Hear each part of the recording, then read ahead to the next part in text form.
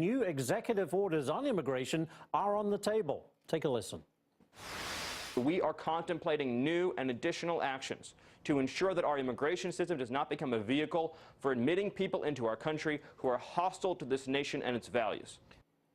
It's like a public service announcement. It's kind of the style. Anyway, so what would a new immigration order entail? What would it look like? Joining me now is Hans von Spakovsky from the Heritage Foundation. Hans, thank you so much for being here.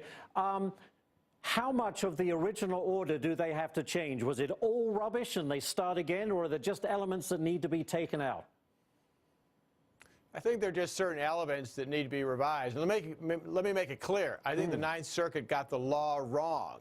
But, for example, the White House quickly said after the executive order was issued that it would not apply to permanent resident aliens. The Ninth Circuit refused to accept that assurance from the White House. And so if they issue a new order, they'll just have to make it clear what they've already said is correct, that it's not going to apply to permanent resident aliens. But if the Ninth Circuit got it wrong, how do we know that whatever order they put forward is going to be, you know, properly adjudicated? Are they always going to get it wrong?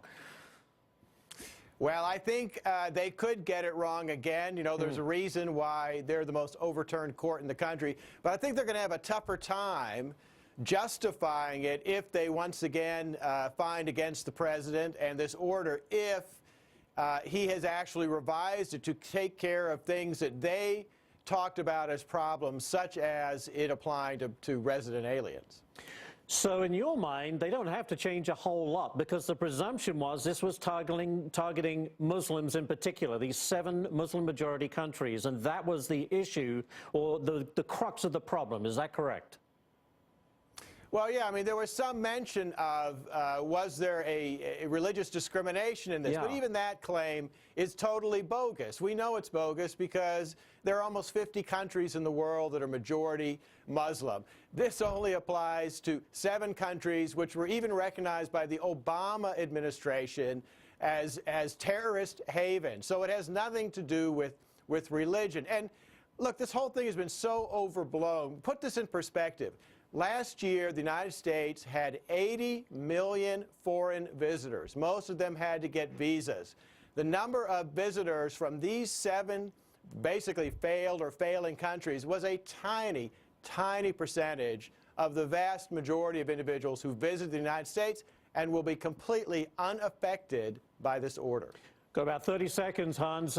Where does this all end up? Does it end up in the Supreme Court? Because I don't think the Trump administration wants that. How does it get resolved? Well, I think if they revise the order along the lines we've been talking about, it will actually moot the case in Washington and make it, like I said, much tougher for the courts to say that there's a problem with the order. It may eventually go to the Supreme Court, but that may take quite a while. All right. We may get the new order, by the way, by this evening. We'll have to wait and see. Hans, thank you so much. Appreciate your time, and we'll be right back.